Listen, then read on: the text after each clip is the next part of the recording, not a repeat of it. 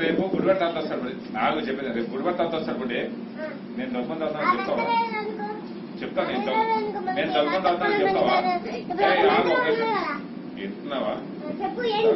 తాత వచ్చాడు అనుకో గుడివాడ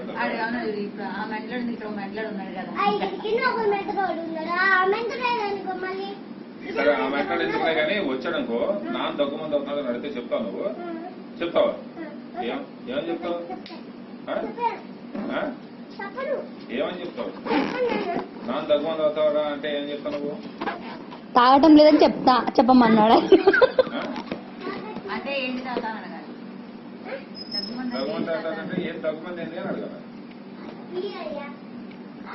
అయ్యా వాడు పెద్దగా అయిపోయిండు